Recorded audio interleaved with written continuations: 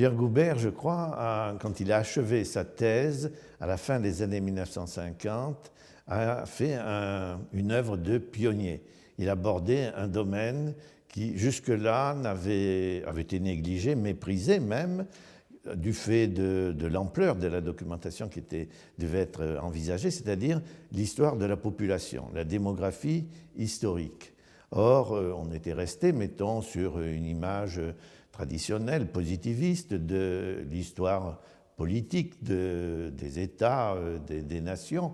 Et là, on s'apercevait qu'avec sa thèse, qui était appliquée à une province particulière, le Beauvais, le Beauvaisis, pendant la deuxième partie du XVIIe siècle, on s'apercevait là qu'il était possible d'accéder à une sorte d'histoire totale biologique, où on voyait le renouvellement des populations, la réalité des étapes de la vie, de la naissance, du mariage, des conceptions des enfants, de la mort, tout un tas d'éléments dont on n'aurait jamais supposé qu'ils aient été si on peut dire, le gibier de l'historien, qui relevaient de la médecine, de la physiologie, mais certainement pas de la recherche historique.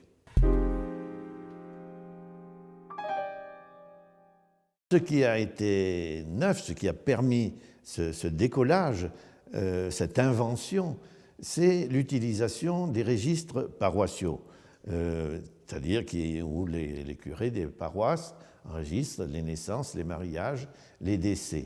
Or, on savait bien l'existence de cette documentation massive, considérable, mais on ne l'abordait que pour des filiations individuelles, pour des généalogies, pour reconnaître des grands personnages. Or là, ce que faisait Goubert, c'est l'histoire statistique, l'histoire du grand nombre, une histoire sérielle qui est possible avec la continuité des registres paroissiaux. Alors, il n'inventait pas la méthode, leur virtualité de découverte avait été établie par un archiviste et un polytechnicien.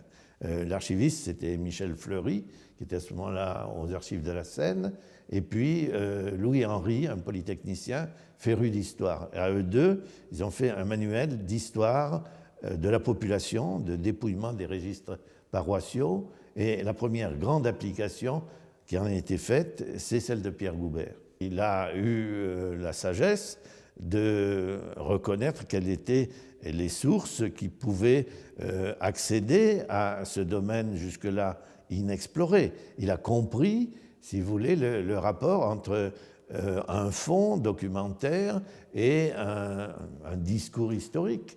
Et ça, je dirais que c'est une sorte d'intuition, c'est ce qui a été son génie, puisque, je le répète, ça n'avait pas été fait auparavant, mais ça supposait un travail de dépouillement, de patience prodigieusement étendu. Il y a mis plusieurs années, bien sûr, pour parvenir à ce chef-d'œuvre. Alors, il y a un autre livre, je crois, qui est après sa thèse et qui a beaucoup eu un retentissement dans un plus large public.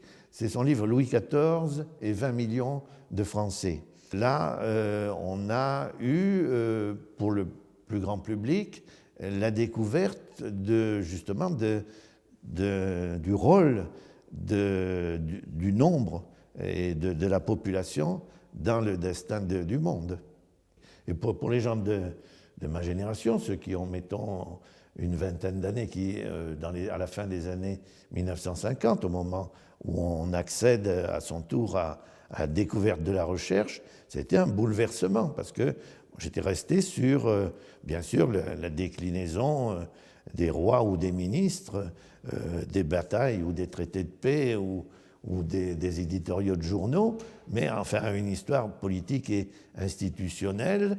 Et j'imaginais pas, et ça a été vraiment pour moi là un éclair, mais pour tous les gens de ma génération aussi, de découvrir ces domaines que l'historien n'avait pas jamais envisagé auparavant.